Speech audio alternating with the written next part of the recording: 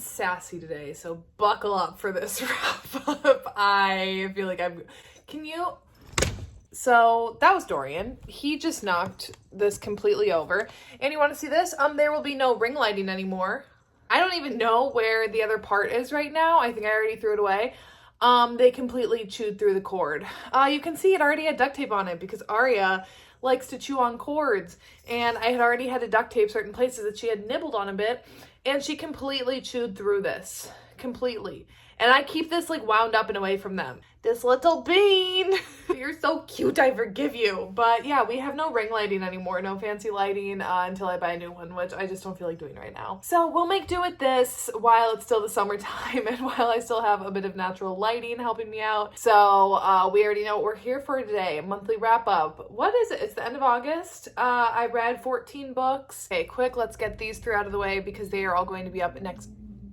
Can you hear the garage opening?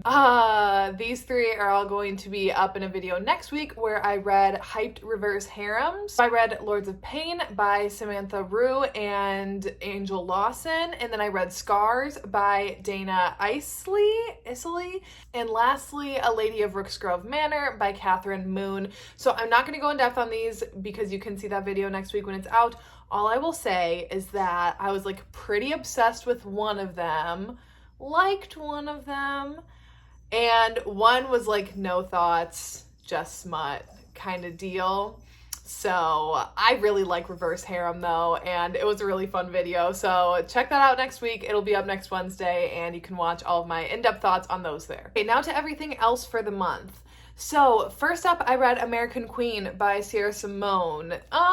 This was an interesting one to say the least. This is the first in a series. I haven't gone on to the next two books yet. Honestly, I just haven't been feeling like it, but I did end up giving this one 4 out of 5 stars. This one follows Greer, and she is like in the world of politics, but not really. Her grandfather used to be a vice president, so she's kind of always been around that. But she now, I think she's like a professor at a university or something, and when she's 16, she meets some dude, and he's like, don't give away your kisses. So she like doesn't kiss anyone, very inexperienced into her like 20s. And then at some party, she meets a guy when she's still underage who is Ash, and they meet, and I think she kisses him. And then a few years later, she like never stops thinking about him, but he's in the military, so he's away. And then a few years later, she sees him again. However, he's with another woman. So then she ends up going home with this random dude that she meets on the street and hooks up with him. And that turns out to be his best friend, Embry. And then later on down the road, once again, she meets up with Ash and Embry again. And Ash is now the president of the United States, and Embry is the vice president of the United States. So they kind of, reconnect, remingle. I will say I liked this one. I don't know. Sierra Simone's writing for me is kind of hit or miss. Like Priest was a hit for me, and then A Lesson in Thorns was a miss. And this one I really do like. I don't find myself jumping into books 2 and 3. I think because I don't necessarily love Greer. I do like the story and I think it's interesting. However, I'm not super invested in any of the characters, but I am interested to see how it goes. So I will eventually get around to it, and I did really enjoy this book. Also, American Queen is like an MMF sort of situation. There's some group activities, if you know what I mean. And the spice in this book is immaculate. So, and then next I read Still Beating by Jennifer Hartman. This is by far one of the most intense books I think I've ever read. So this one is a dark romance. I gave it 5 out of 5 stars. I truly loved this book. So this one follows Cora and Dean. So Dean is dating Cora's sister, and they've been dating for years and years, and Cora and Dean hate each other. Like they have never liked each other. And then one night they're out at a bar celebrating someone's birthday, I think, or celebrating something. And then a lot of them leave, and Cora stays behind because she's like, I don't feel like going home. I don't have anyone. I'm all by myself. I'm gonna stay at the bar and drink for a bit. She's trying to find a ride home, but she can't get a ride home. So she ends up calling Dean, and Dean's like, sure, I'll come and pick you up. So he's on his way, and then this man approaches Cora outside, and she kind of has a weird interaction with him, and it's it rubs her the wrong way, but then Dean shows up and kind of saves her. And they get in his car and drive off, and then shortly down the road, they are pulled over. And it's this man who was creeping Cora outside, and he takes them hostage. So like I said, it's dark. And we start to learn more about the man who's holding them captive and kind of what the plans are that he has for Dean and Cora. And the first, I don't know, maybe is it like 30 or 40% of this book is their time in captivity and just looking at that.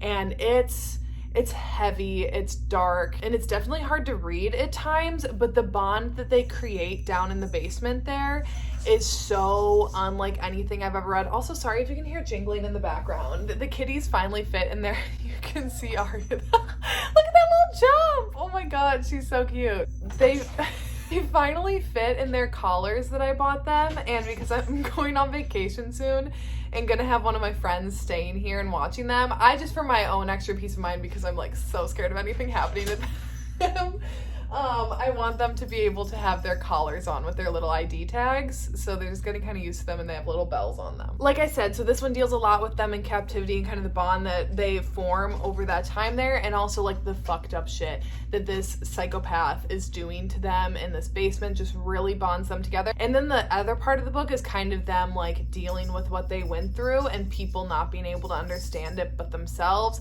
There's so much that happens in this book. I don't really want to say more, but oh, it is just so good. And I truly feel that like Cora and Dean were just bonded in a way that I've never really read before. So it was just something so different, and I just truly loved the hell out of this book. Okay, then I read November 9th by Colleen Hoover. I already have this vlog up where I have like way more of my in-depth thoughts, so you can go and check that out on there. I read 3 hyped Colleen Hoover books, and November 9th was a flop for me. I really did not vibe with it. I did end up giving it 3 out of 5 stars, because like, is it a bad book? No, but my personal enjoyment of it was not high whatsoever. It is, I think, one of my least favorite Colleen Hoover books I've ever read. The 2 other books in that video, amazing, but this one was just not it for me. Then I read The Game by LP Lovell and Stevie Cole. So this one is like a compilation, I think, of like 7 novellas into one like book kind of, but it's still pretty short. Like, it's a fairly short book. This one follows Ella, who has like no family. Her boyfriend and her broke up. She has like no place to live. She's being evicted. She has no job. She's just like down on her luck and really has nothing going for her and no prospects. So she is approached by this man who's like, hey, I have a job that I think you might be good at, you know, come to this place, come to this location, and we'll talk. So she's like, what the hell do I have to lose? So she goes, and these 2 men, I forget their names and I don't care to look them up, but these 2 men approach her and they're like, what would you do for $1 million? And she's like, well, what are we talking about here? They propose this deal to her in this contract of being like, for $1 million, you are ours for a week, 7 days. You don't break any of our rules, and they have a defined set of rules. You don't say no, you don't ask us questions, and like they kind of run on things, and she's kind of just thinking like, oh, so I'm literally just gonna be like their sex slave kind of for 7 days, and it is not like that whatsoever. I mean, like, yes, obviously there's spice in this book. They have sex, but it's more psychological. I don't even really know how to describe this. It's a little like psychologically thrilling. I ended up giving this one 3 out of 5 stars. I just think that it had more, like, there could have been more to it, and there could have been more layers added in, where sometimes I felt like things were a little glossed over for the sake of time, or like trying to speed things along here. The plot reveal at the end, I was kind of like thinking it all along, so I was kind of like, oh yeah, I mean, I kind of saw that coming, but it was still, I thought, executed well. And just the idea of the book and the premise of this is very interesting. And again, I don't really want to say anything more plot-wise about this, because I don't want to give anything away or kind of clue you into anything. I will just say, they'll just know that it's definitely not just her like being their slave for 7 days. Like, there is some psychological components that come into this that are just interesting and kind of, and even like they even kind of look at like morality a bit. And I don't know, and just like the study of humans, it's interesting. I definitely enjoyed it. I wish it would have been longer. Next, I read Say When by Macaulay Smeltzer. This one, okay, it was fine. I gave it 3 out of 5. It was like a good read. But I had such high expectations. If you're new here, Sweet Dandelion is one of my all-time favorite books.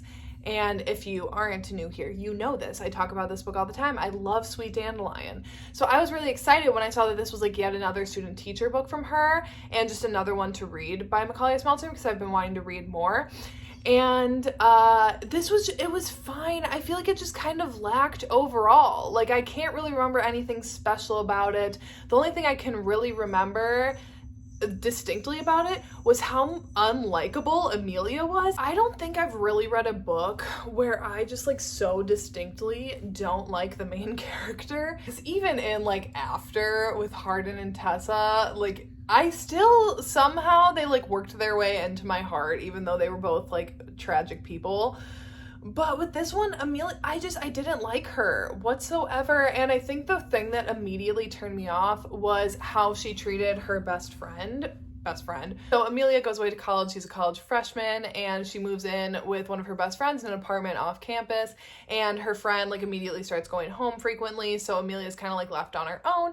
And one night she goes out to a bar where she meets Hayden, and they kind of like hit it off, and then they realize like, oh, we're neighbors right across the hall from each other, and they kind of hit it off before classes start. The first day of classes arrive, and Amelia goes to her film class, and guess who her professor is? It's Hayden. Here's the thing that I didn't like about this was the best friend in this book. I liked her way more than Amelia.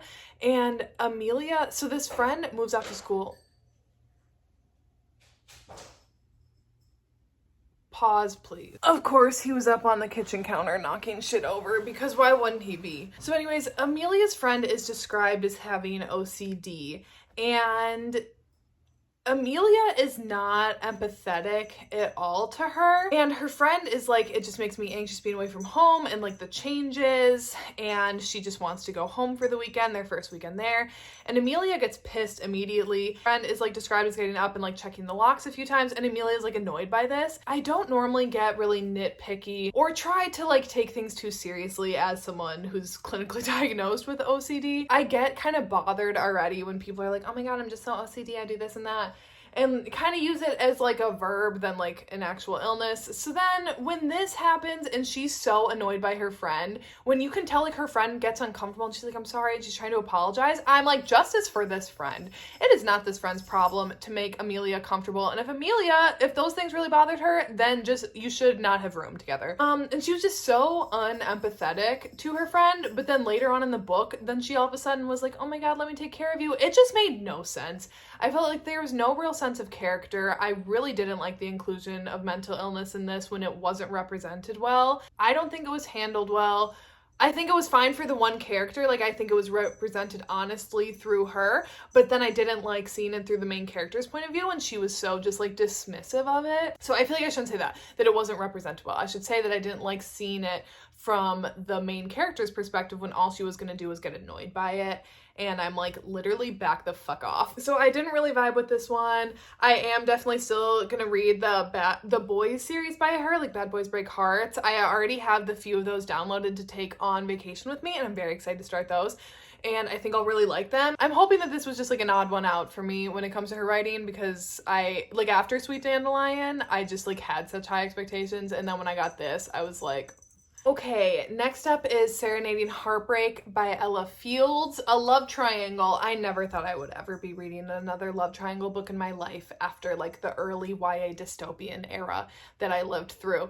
However, here I am, and I can't say that I didn't like this. This one 4 out of 5 stars. This one follows Stevie, who as a child, her brother is in like a band, or he's creating a band with some of his friends, and one of those friends happens to be Everett, one of the neighbor boys who has a really rough home life, so he spends a lot of time over at Stevie's house, and they start to kind of grow a bond, and Stevie, you know, develops a crush on Everett, and that never really goes away even when they're older. But Everett is like, we can't be together, and Everett is like pretty troubled as well, so he's like, I don't want to like bring you into this, Stevie, and he knows that he's like, I need to get away from here, and I don't want to like lead you on. So some things happen between them. Stevie goes off to college, where then she meets Aiden, and he's just like a pretty nice, average, respectable man, and they kind of start dating as well, and she starts to really fall for him.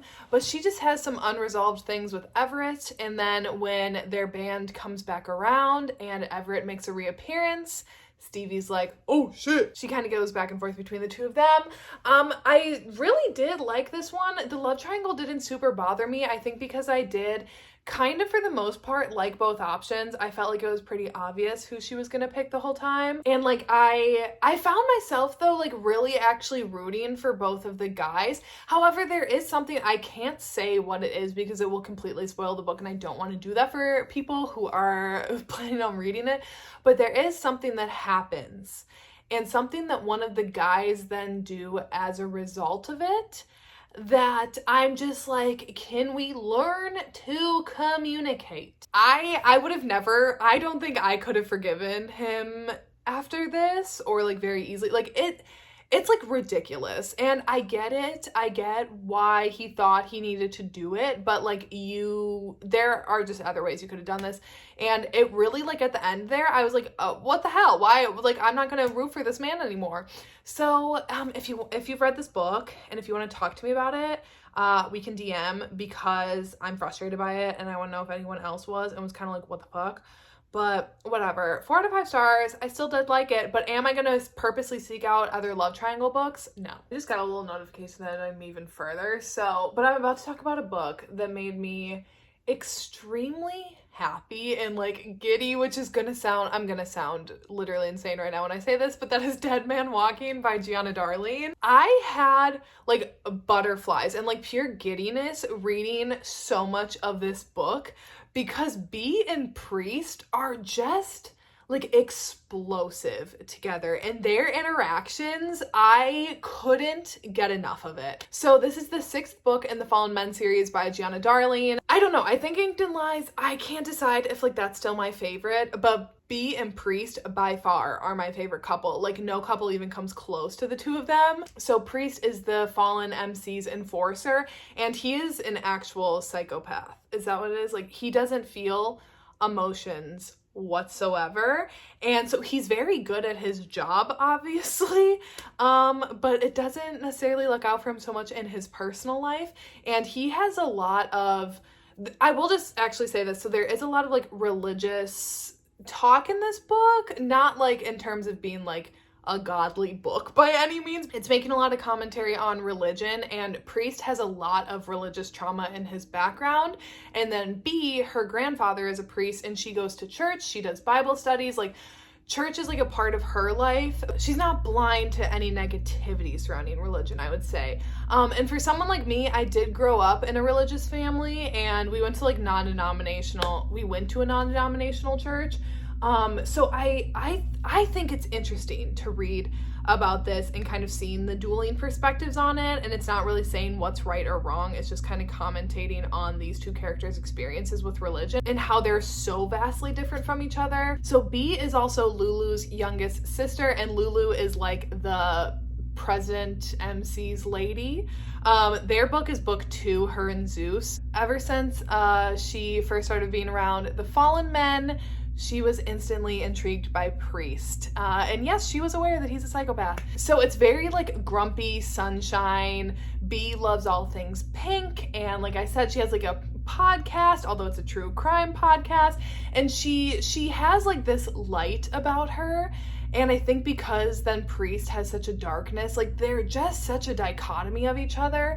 And every single one of their interactions, like the way that they just speak to each other, and like how Bee got like excited in the face of darkness, like that just spoke to something in me, and I couldn't help but literally feel giddiness when I was reading this book. And some of the things that, like, Priest is a cold-blooded killer. Like, yes, he does kill people on page, and Bee sometimes is there, and she like almost finds it not funny, but she thrives on it too. And there's just something so special about the two of them. I literally can't get over it. I did give this one 4.5 out of 5 stars because this book was so fucking long. It was so long, and it definitely felt long at times. I felt like there were a lot of lulls and the plot could have moved a little faster.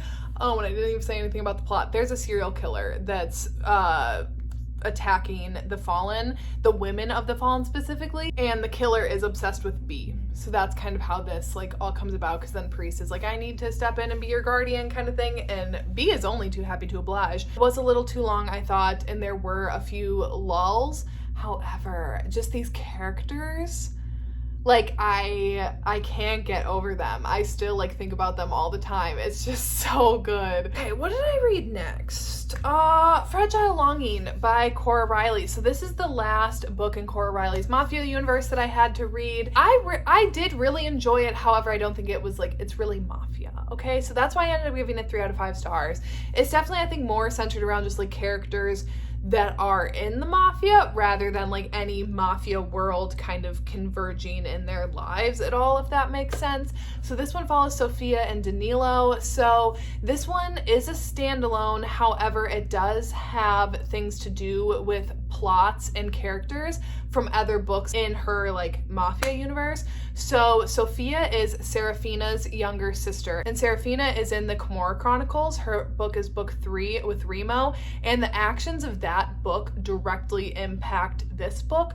So like, I don't think you need to read Twisted Pride to understand this, because they do cover it enough in this book that I think if you just picked this up randomly, like you could follow along. However, I think it's gonna be so much richer if you do read that. So anyways, so Sophia is Serafina's younger sister, and Serafina was engaged to Danilo, our main man in this book. However, something happens where then their engagement is no more, but Danilo is like, but I still want a connection to the Capo's family because Sophia is Dante's niece and Dante is the capo of the Chicago Mafia. So Danilo is like, my family wants this connection to his powerful family and we're gonna get that through marriage, and if I can't have Serafina, then I'll take Sophia. So Sophia has always kind of felt like a consolation prize because of that, and she's like, I'm never gonna be Serafina. And like Danilo and Serafina, they were gonna be like the it couple of the Mafia, and Sophia's just not her. So that is a lot of Sophia's arc in this book, is just dealing with never feeling like she's good enough or what Danilo really wants, or that she is this second place prize. And Danilo is dealing with the fact that like he feels so betrayed by things that have happened and that he now has to marry Sophia instead. I don't think either of them are necessarily anything special in terms of like the Mafia characters, and I don't necessarily think this book was like anything super special in terms of like the whole world, but I did still really enjoy it. I just wish that there was more Mafia in this. It is much more just Sophia and Danilo's relationship than anything happening within the Mafia. Like no politics, no blood, no nothing, you know? So it was more like a love story that takes place between two people in the Mafia, not like Mafia politics, which I like in my Mafia books. So, ooh, one of my other favorites of the month, Waking Olivia by Elizabeth O'Rourke. So this one has one of my favorite tropes in it that I've just been searching for ever since I finished the Off Balance series last year. I love sports romance, and then I love coach athlete romances, and I feel like they're kind of hard to find.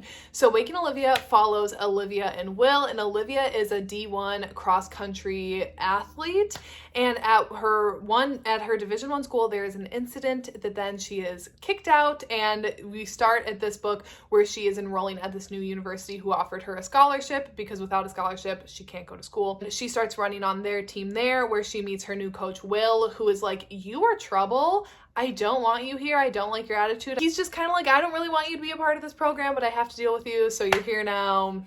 Whatever. And Olivia's a fun character. She's got a hard shell. She's got an attitude. She does not put up with anyone's shit. And she does have some anger issues, which definitely come into play at certain times. This one does deal with some repressed memory. She does have some things in her past that cause her to have nightmares where she runs. Like, she doesn't sleepwalk, she sleep runs, and then she'll end up like in the middle of a field. And this creates a problem, obviously, for her running and for her training, because by the time that she gets to practice some morning, she's exhausted, and Will is like, I don't want to put up with your shit. But eventually, you know, he starts to like have a soft spot for her, and they start to uncover things, and she starts to like hang out with him and his family. And Will is in an equally tough spot where he's just not really happy with his life. He doesn't want to be a college running coach. He wanted to be like a climber, like climb mountains and be a guide. However, circumstances happened that he had to move home and take care of his family's property, and he's just not really happy with that role that he's been given. Him and Olivia just kind of bond over them both having things in their lives that they just didn't think that they would turn out the way that they did. I will say it's definitely not as spicy as some of the other books that I read. There is like a little bit towards the end, but it's a really slow burn book, which I personally love. I will just say trigger warning for animal violence in this one. I feel like animal violence is never listed as a trigger on books, and that is my one and only trigger that I found in books. And I believe it's in chapter 51 that this one happens. It does happen during a scene that's pretty important to the overall plot. So if you're reading this, but that's also sensitive for you, DM me and I can tell you like what you missed during that chapter if you just want to like gloss over it completely. Yeah, Waking Olivia was so good. I just enjoyed the hell out of this book. I truly do think that like Olivia and Will were soulmates. Then these last two, I read Aries by Gemma James, and I think this concept is really cool. I didn't like this enough to keep going. So this is the first of, I believe it's probably going to be like 12 novellas. So this one follows Novalee, who her parents die when she's younger at some point. Her mean uncle swoops in and he decides, I'm going to sell you off into marriage. So anyways, she's then proposed to be this virgin bride for the 12 Brotherhood members, who are the 12 signs of the zodiac. So she goes to this island, and for a whole year she has to spend 1 month with each one of them, and then at the end of the 12 months the guys will like have an auction, and then whoever wins gets her and then like her virginity. I like the zodiac signs. I like the play on that. However, like Novalee, I didn't care about as a character. I didn't like the dude in this one. And I don't really think that there were any guys that piqued my interest enough for future ones. The only one I'd maybe read was Scorpio, just because I'm a Scorpio. But I don't know. I don't really know why I didn't like this one, honestly. I just didn't. And it's not in Kindle. Maybe if it was in Kindle Unlimited, I'd keep going. However, it's not. And like you have to pay for the ebooks. The first one's free, and then like after that it costs, I think they're like $2.99 a book, which isn't a lot, but also it's like if I'm not super sold on this, I don't want to like spend money on it and then end up still not liking it. And lastly, I read Gifting Me to His Best Friend by Katie Robert. This one took me so long to read, which is ironic because it's like 114 pages or something. I started this when I was in the mood for just like something quick, easy, straight to the point. You kind of know how it is. And then I just didn't want that at all in the second half of the month. But at this point, like I was already started on it and I'm like, I want to finish it.